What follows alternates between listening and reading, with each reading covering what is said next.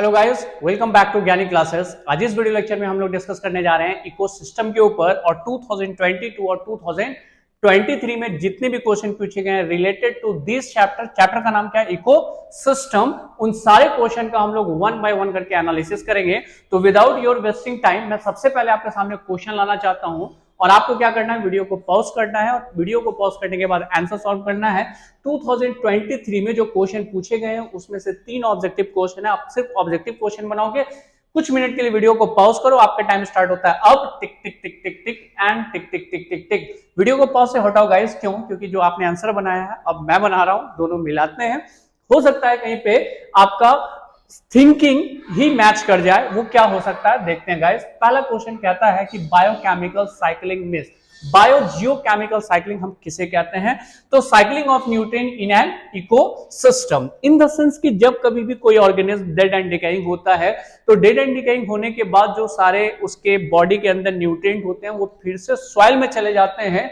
उस सॉइल में जाने के सिस्टम को हम बोलते हैं biogeochemical and the cycling of nutrient in an ecosystem. Clear है? ये हम तक कैसे आया था? तो ये हम तक आया था प्लांट के थ्रू। प्लांट ने मिनरल न्यूट्रिएंट एब्जॉर्ब किया था, जो हमने खाया तो हमारे अंदर आ गया। जब हम डेड एंड डिकेइंग करेंगे तो फिर से ये न्यूट्रिएंट वापस हमारे इकोसिस्टम में चला जाएगा और इसी को हम लोग बोलते हैं बायोजियोकेमिकल साइक्लिंग।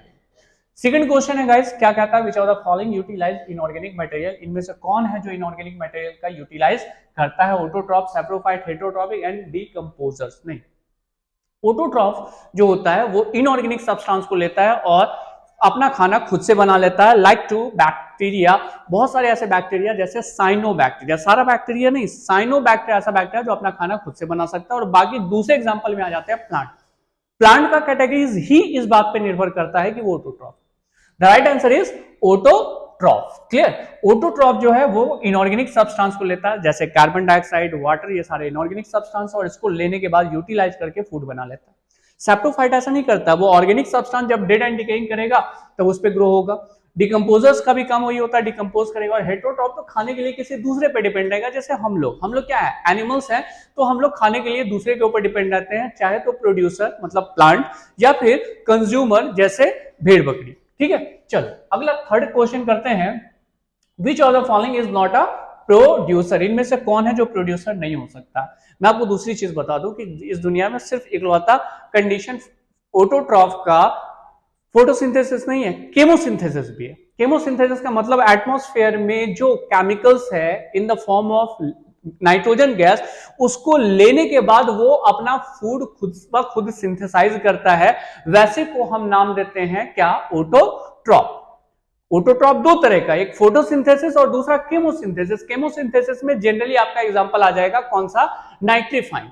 तो ऐसे केस में नॉस्टॉक, वॉलवॉक्स, स्पायरोगैरा तो खैर ऑटोट्रॉपिक में आता ही है क्योंकि ये फोटोसिंथेसिस करता है। मतलब ये 3 ऐसे ऑर्गेनिज्म है BCD जो अपना खाना खुद से बना सकते हैं। ये तीनों के तीनों ऑटोट्रॉफ है। कोई फोटोसिंथेटिक कर करके अपना खाना बना रहा तो कोई केमोसिंथेटिक करके।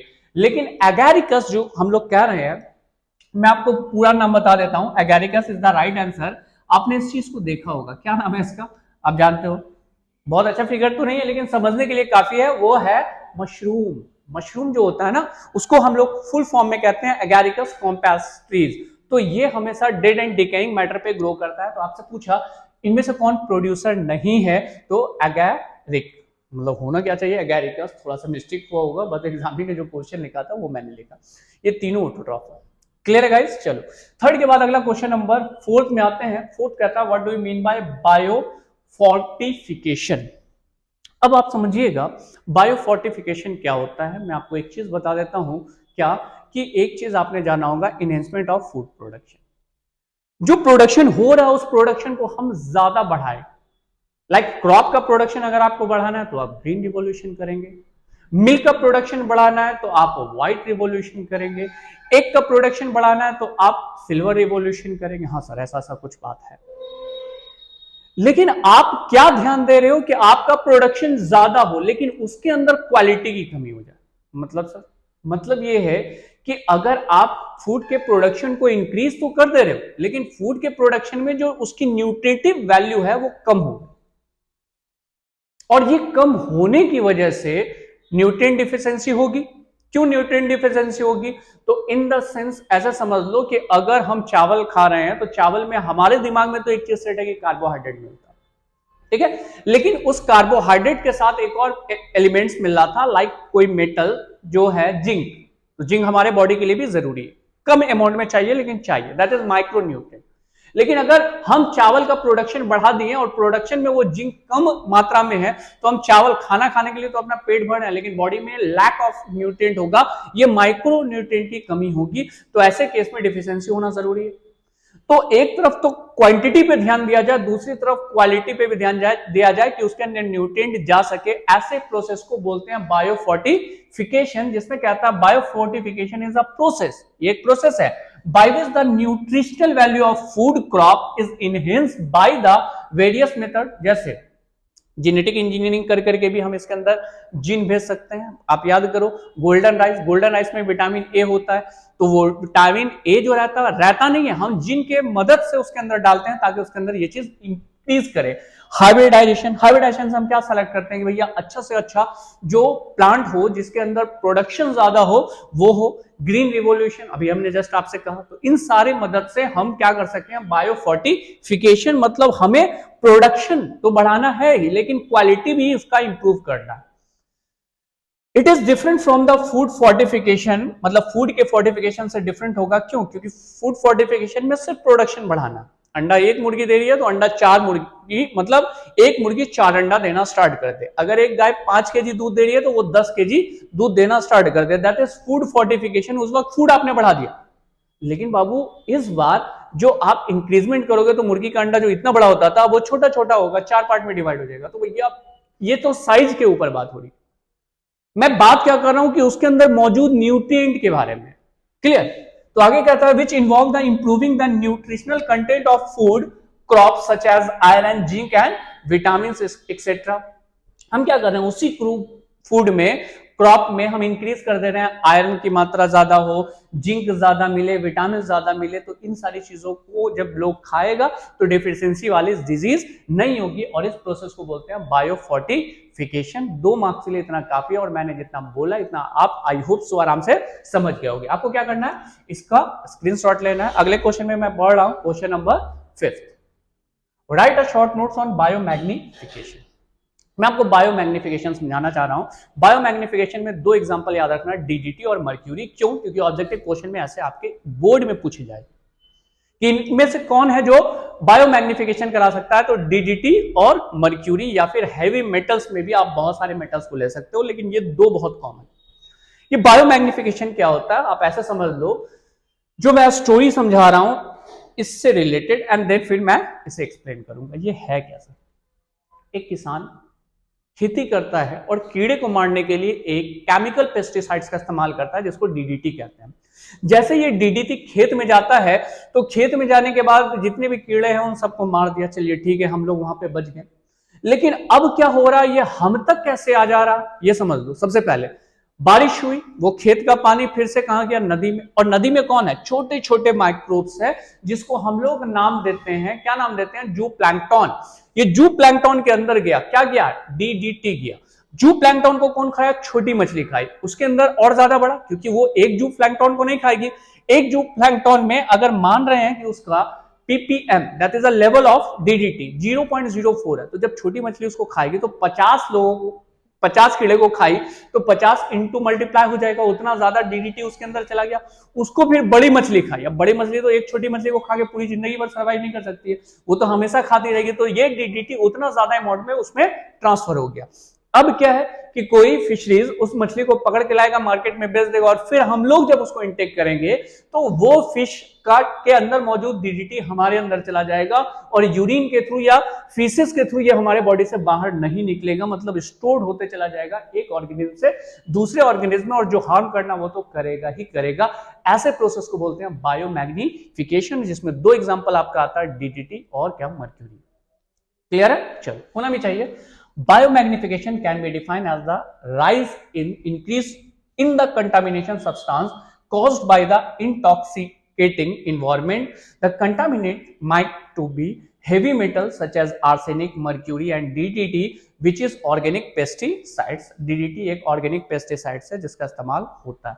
मैंने आपको सारा स्टोरी समझा दिया कि भैया बायोमैग्निफिकेशन किस तरह से घूम फिर करके हम तक आएगा और जो टॉप लेवल होते हैं उन तक उसका कंसंट्रेशन क्या होते चला जाएगा, बढ़ता चला जाएगा।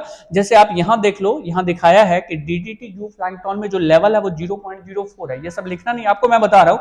और वही छोटी मछली जो उसे खा रही है उसके अंदर कितना हो गया, 0.5 ppm, मतलब उसके बॉडीज के अंदर इसका कंटेंट और ज्यादा मिला। फिर बड़ी मछली में आते हैं तो उसमें 2 ppm, और जो उसको खाने वाला ईगल है, ह्यूमन को हटा दिया, ईगल का एग्जांपल दिया, उसके अंदर कितना हो गया 25 ppm। तो ये बायोमैग्निफिकेशन कहलाता है।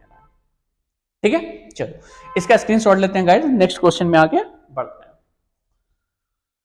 डन। चलो क्वेश्चन नंबर लास्ट है आज के लिए, लेकिन ये क्वेश्चन थोड़ा लंबा है क्योंकि ये 5 मार्क्स का है और आपको समझना बहुत जरूरी है। क्या समझना है? That is a succession.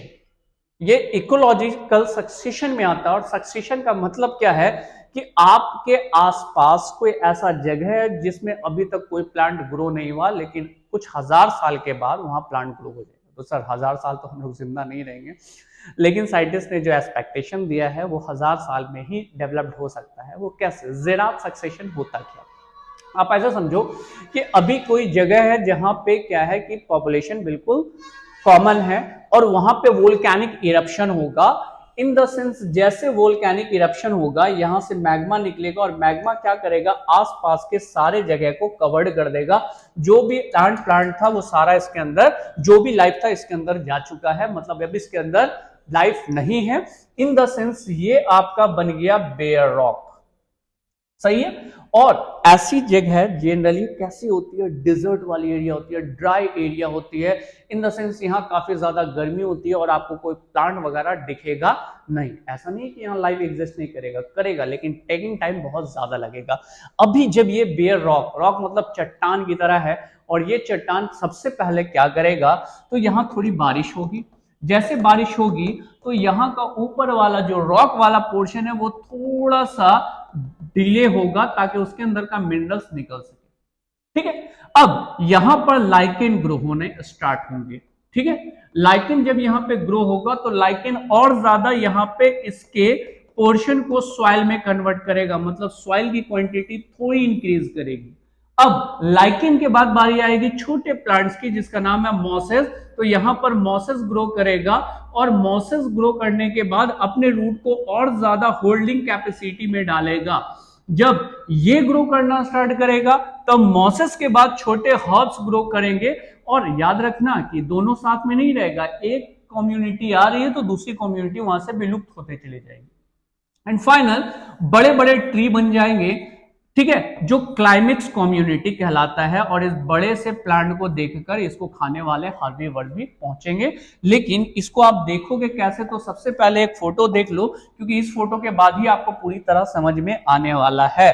क्या है ये बेयर रॉक है। और बेयर रॉक कैसे बना था? वोल्केनिक इरप्शन से वोल्केनो फटा था, उसमें से जो मैग्मा निकला था वो गर्म था। उस वक्त जितना प्लांट था सब अंदर जल के खत्म हो गया। अभी वहां पे कोई भी लाइफ नहीं है, मींस ड्राई, लेकिन हमारे अर्थ पे ही है। वहां सबसे पहले लाइकेन ग्रो करेगा। ये जो छोटा थोड़ा स्टोन के ऊपर आपको ग्रोथ दिख रहा है वो है लाइकेन का। लाइकेन कई सालों तक यहाँ पे ग्रो होता रहेगा, खत्म होगा, फिर ग्रो होगा, फिर खत्म होगा। तब तक थोड़ा सा ये सॉइल बना देगा। थोड़ा सा सॉइल में ग्रो करने के लिए छोटे छोटे प्लांट्स ग्रो होंगे, छोटा छोटा plants. Clear? Like to be a bryophytes. और यहाँ पे होल्डिंग कैपेसिटी वाटर की बढ़ जाएगी। अब अगले केस में पेरिनियल हर्ब्स प्लांट ग्रो करेंगे। अब इसको देखकर जब कुछ सालों के बाद इसके अंदर ग्रासेस ग्रो होने स्टार्ट हो जाएंगे। अब जब ग्रासेस हर्ब्स आना स्टार्ट हो जाएगा तो बटरफ्लाई, बर्ड्स इस तरह से आना स्टार्ट कर देगी और वो बहुत सारे सीड का डिस्पर्जन करेगी और फाइनल आपका क्या बन जाएगा, ये आपका क्लाइमेक्स कम्युनिटी आ जाएगा। तो यहां से यहां तक आप देखो कि सॉइल किस तरह से इंक्रीज कर रहा है। और यही सॉइल का इंक्रीज करना, सॉइल बन क्या किसे रहा है, जब यही प्लांट जब डेड एंड डिकेइंग होगा तो वो सॉइल में चेंज होगा और वही सॉइल में न्यूट्रिएंट होगा जो दूसरा प्लांट उसको एब्जॉर्ब करेगा। क्लियर? तो इसी को हम लोग नाम देते हैं सक्सेशन। और अगर डिजर्ट एरिया मतलब ड्राई एरिया में अगर कोई सक्सेशन हो रहा है तो उसको हम लोग ज़ेरात सक्सेशन कहते हैं। तो चलते हैं गाइस, अब यहां तक तो आपको समझ में आ गया, फोटो लेने की जरूरत नहीं है, यहां पे टॉपिक को समझना, मैं आपको समझा रहा हूं। The gradual replacement of one type of community by the other is refers to as succession. When the vegetative succession developed on dry habitat is called xenarch और xerosis। अगर ड्राई एरिया में कोई सक्सेशन हो रहा, मतलब development हो रहा, तो उसको हम लोग xerosis कहते हैं। अगला कहता है xerosis completes in a series of several orderly step, मतलब ये एक दिन में नहीं होगा, टाइम तो ज्यादा लगेगा, लेकिन time to time stages change होंगे, जिसको बायोलॉजी लोगों ने, मतलब साइंटिस्ट लोगों ने कुछ कुछ नाम से बुलाया। जैसे पायोनियर, जिसमें लाइकेन स्टेज रहता है। Erosion of these rock is brought by the rain water to form a soil, and the spores of algae and fungi reaches and form pioneer colonies of crustaceous lichen which will increase in the soil and nutrient quantity। सबसे पहले वहां पे बारिश होगी, थोड़ा सा भीगेगा, थोड़ा सा भीगेगा, थोड़ा सा सॉइल बनेगा और वहां पे ग्रो होना स्टार्ट हो जाएगा। कौन? लाइकेन ग्रो करना स्टार्ट करेगा। जब वहां पे लाइकेन ग्रो करेगा तो वो लाइकेन न्यूट्रिएंट एब्जॉर्ब करके वहां पे ग्रो होगा, फिर डेड होगा, फिर थोड़ा सॉइल बनेगा, फिर उसके ऊपर लाइकेन ग्रो करेगा। इस तरह का एक सीरीज चलता रहेगा जिसमें थोड़ा सा सॉइल बनेगा, बहुत ज्यादा नहीं। अब ये लाइकेन के बाद दूसरा लाइकेन ग्रो करेगा, लेकिन इसको हम लोग पायोनियर लाइकेन कह सकते हैं, और इसको फोलासाइज क्या कह सकते हैं? लाइकेन कह सकते हैं, या फ्रुक्टोज लाइकेन कह सकते हैं। सर 2 बार लाइकेन का स्टेज चलेगा? हाँ बाबू, 2 बार लाइकेन का स्टेज चलेगा, लेकिन ये लाइकेन परमानेंटली नहीं रहेगा, ये एनुअली रहेगा, मतलब बारिश हुआ, खत्म हुआ, कहानी खत्म, लेकिन ये कुछ लंबे समय तक स्टे होगा। तो आगे क्या कहता है इसके बारे में? Now the rock surface become covered with a foliose lichens which leaf like small blushes. मतलब अब जो लाइकेन है ये पहले से ज्यादा एडवांस है, मतलब बड़ा। ठीक है, कारण क्या है? स्टार्टिंग में तो सॉइल बहुत कम था, लेकिन जब ये ग्रो हुआ, डेड हुआ, तो सॉइल की क्वांटिटी बढ़ी और उतना में ये ग्रो कर सकता है। अब जब लाइकेन वाली स्टडी, मतलब लाइकेन का टाइम खत्म होता है, सॉइल थोड़ी बन जाती है, तो वहां पर मोसेस का स्टेज आता है, मतलब स्पोर कहीं से उड़कर उस जगह पे आ गया, बारिश हुई और मोसेस क्या हो गया? ग्रो कर गया। किसके थ्रू? स्पोर्स के through. Mosses such as Polytrichum and Grimmia are brought to the rock where they succeed lichen, their rhizoid penetrates soil to increase organic and inorganic substance। और जो मॉसेस वहां ग्रो होना start हो जाएगा, अब वो lichen को धीरे धीरे कम करना स्टार्ट कर देगा, क्योंकि ज्यादा न्यूट्रिएंट ये खींचना स्टार्ट कर देगा अपने एक रूट टाइप के स्ट्रक्चर से, जिसको राइजोइड कहते हैं। ठीक, फोर्थ क्या कहता है? अब मॉसेस का टाइम खत्म होने वाला है, अब वहां पे हर्ब्स ग्रो करेगा, मतलब थोड़ा जंगल झाड़ी टाइप का plant. When the soil increase in thickness, herbaceous weeds to slightly increase in the temperature to change the climate condition and of favor to grow the decomposers। Decomposers वहां लगेगा, mosses को फिर से सॉइल में convert करेगा। जितना soils में nutrient capacity बढ़ते जाएगी इन लोगों के मरने की वजह से, तब वहां पे हर्ब्स प्लांट ग्रो करेंगे, क्या? डिस्पर्जन से। एंड द फाइनल बनेगा हर्ब से बड़ा, सर्ब्स हो जाएगा। The herb and grass mixture is invade to the herb species such as rush and the phycocarp। Now the birds invade in the area and disperse seed। अब वहां पे shrubs का stage आएगा, तब यहाँ बर्ड्स आना स्टार्ट कर देगी, और जब बर्ड्स आएगी तो जहां से पे खाना उना खा रही है या कलेक्ट करके ला रही है, तो उसके साथ कुछ कुछ सीड लेकर के आएगी, और सीड वहां पे गिर गया। जैसे वहां सीड गिर गया तो फिर क्या ग्रो हो जाएगा? ट्रीज ग्रो कर देगा। कहता है change in the environment favour colonize of tree species. अब वहां पे बड़ा ट्री ग्रो करना स्टार्ट कर दिया, लेकिन ये कई, क्या बता रहे हैं, 1000 साल लगेगा, मतलब सालों में बात हो रही है, 1 साल 2 साल नहीं, 1000 साल के बीच का रेंज होगा, तब वहां कम्युनिटीज डेवलप करेगी। अब क्लाइमेक्स स्टेज, जब बड़ा ट्री आ चुका है तो उसको खाने वाले एनिमल्स भी पहुंचेंगे, बहुत सारे एनिमल्स वहां पहुंच जाएंगे, मतलब वो फाइनल जंगल में कन्वर्ट हो जाएगा। Now the primary consumer herbivores reaches to the secondary and the tertiary consumer also migrate to these community।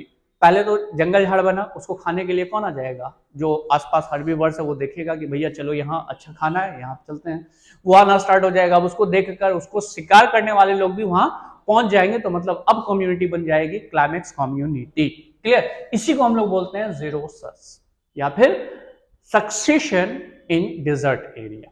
Clear guys? इसका आप स्क्रीनशॉट ले लो। हो गया स्क्रीनशॉट?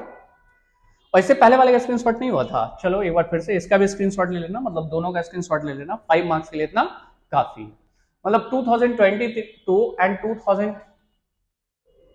2022 है ना, ये अभी कौन सा क्वेश्चन हम लोगों ने सॉल्व किया था, 2021 का, है ना, नहीं 2023 का क्वेश्चन सॉल्व किया था। अब हमारी बारी आ गई 2022 को, कारण मिक्स थोड़ा कंफ्यूजन हो जाता है, बट हमको होता है, आपको नहीं होता है, चलिए अच्छी बात है। सवाल क्या कह रहा है, what is food chain, discuss the food chain in the forest ecosystem. क्या होता है फूड चेन और इकोसिस्टम में, इसके बारे में डिस्कस कीजिए। कुछ नहीं है, the transfer of energy, food chain से ट्रांसफर होता है किस चीज का, एनर्जी का, from green plant through the sequence of organism in which the each Yeats the one below the chain and is eaten by the one of the above is called food chain and it's actually a feeding chain of organism in an ecosystem। जैसे हम जंगल के बारे में बात कर रहे हैं तो हम क्या देख रहे हैं कि घास कौन खा रहा, रैबिट खा रहा, रैबिट को कौन खा रहा, फॉक्स खा रहा, और भी बहुत सारे एग्जांपल हो सकता है, ऐसा कोई जरूरी नहीं यही वाला ले। ग्रास से हम लोग डियर ले सकते हैं, डियर से लायन भी ले सकते हैं, टाइगर ले सकते हैं, इस तरह का। फूड चेन है क्या, फूड चेन में एक्चुअल में ट्रांसफर होगा एनर्जी का। आपको पता है कि ये जो प्लांट है ये भी खाना ही बनाता है, लेकिन ये ऑटोट्रॉपिक होता है क्योंकि ये अपना खाना खुद से बना सकता है फोटोसिंथेसिस करके। अब ये है हर्बीवर्स जिसको प्राइमरी कंज्यूमर कहेंगे, और ये खाने के लिए किस पे डिपेंड रहता है, प्रोड्यूसर के ऊपर। लेकिन ये सेकेंडरी कंज्यूमर है जो खाने के लिए किसके ऊपर डिपेंड रहेगा, इस रैबिट के ऊपर डिपेंड रहेगा। तो छोटा सा हमने डिस्कस किया किसके बारे में, कि ये जो फूड चेन है ये एक्चुअल में है क्या, तो ये एक तरीका है एनर्जी ट्रांसफर करने का। बस इतना सा बात लिखना, आपको 2 मार्क्स मिल जाएगा। आई होप सो कि आप इसका सबसे पहले स्क्रीनशॉट ले लो। हो गया, चलो और क्वेश्चन है 2022 में एक और क्वेश्चन है, वो भी मैं समझा देता हूं। What is artificial ecosystem, describe N agro ecosystem. मैं अच्छी बात बता रहा हूं और थोड़ा सा इसमें बुरी बात भी। फूड प्रोडक्शन करने के लिए हम लोग क्या कर रहे हैं कि सॉइल के अंदर ज्यादा से ज्यादा मिनरलाइजेशन कर रहे हैं, बहुत ज्यादा अमाउंट में बहुत सारी चीजें मिला रहे हैं, चाहे केमिकल पेस्टिसाइड्स को या अन्यथा जो भी चीज को। इससे क्या हो रहा है कि हमारा प्रोडक्शन पहले से ज्यादा इंक्रीज कर रहा है, लेकिन आगे चल करके यही चीज हार्म करेगा, हाँ या ना, बिल्कुल करेगा। तो इसी को हम लोग कहते हैं agro ecosystem is man made temporary ecosystem by which there is a knowledge of global natural ecosystem and components providing shape of them.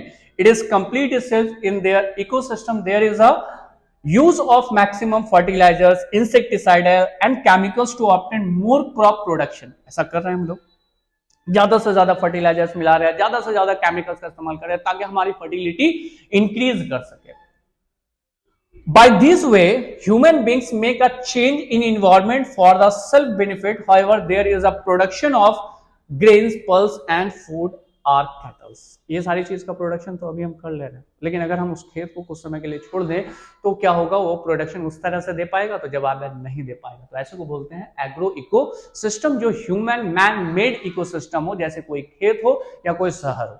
Clear है, लेकिन खेत को हम ज्यादा एग्जाम्पल ले रहे हैं क्योंकि वहां इको सिस्टम हो रहा है, यहाँ पे सब लोग इको सिस्टम की तरह नहीं रह पा रहे हैं। कारण क्या है कि रोड, इस तरह का बहुत सारा कंस्ट्रक्शन हम लोग कर ले रहे हैं, जिसके कारण जो बाकी अदर बायोटिक कम्युनिटी है वो यहां से हट जा रही है। क्लियर, चलो अभी फिलहाल हम हट जा रहे हैं ताकि आप इसका स्क्रीनशॉट ले लो।